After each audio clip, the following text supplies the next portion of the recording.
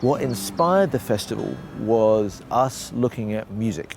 There's one way of thinking about innovation, which is that there's a genius who sits in the room and they come up with this wonderful idea and we all admire them for doing it. But if we go to jazz, things change. Now you have many people taking the lead. So from that we thought, what can we do for social innovation? Can we bring some unusual suspects together and maybe whole new innovations can come out of it? It's trying to start a conversation about who the unusual suspects are, why we need them around the table, what they bring to the table. There's been a real hunger for that. People want to know who is on the same page as them. I think it is the reality of not only what we need to do in government and public services and society, but it reflects the kind of challenges that we're all facing. And what we are trying to do is to say, well, can we work together in new, creative ways to solve some of these issues for the benefit of the public? If we want to innovate, we want to find new or better ways of doing things. For me, it completely makes sense that we would do that with other people. The minute you start exchanging with someone else, the minute that you're in an environment that you're not comfortable in, your mind starts thinking in a different way. If you're actually having the same goal, you're brought together by that. It's the way it happens. It is the way it happens, because you can't do the whole thing.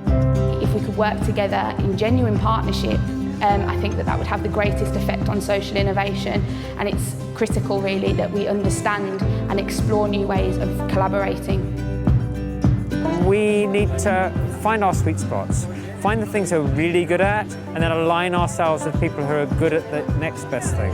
When you actually start brainstorming and think about what's the wider goal here, then we should work with people that we may not have even thought of before. This notion of people who are hard to reach is completely false. People aren't hard to reach. They're part of lots of different networks. It's a question of the methods that we go about trying to reach them and engage them. There's a lot to be learnt from local people who are the unusual suspects, who are the people that can really bring insight to thinking about innovation and what is needed to affect social change.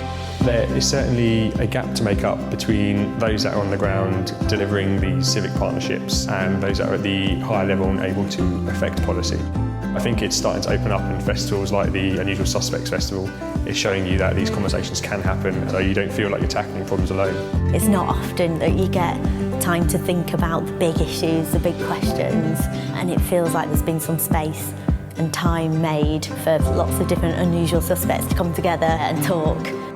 I think it's really exciting to see so many people passionate about making things better, actually want to see change in the world. Just the vitality and the energy and the life. It's what we might make together that we'd never otherwise done when we start sparking off each other. So we start to make different connection and different possibility, and things that weren't known to us before suddenly come alive. From this festival itself, I was able to collaborate and connect with a lot of people that I think are going to help me in the long run, and I hope I'll be able to help them out as well. So I'd really hope that this isn't the last of its kind.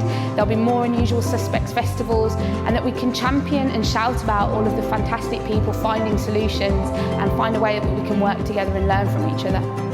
Through discussing, sitting together and eating together, you've got over the barrier of them and us, and you found the common humanity. That is collaboration, not competition.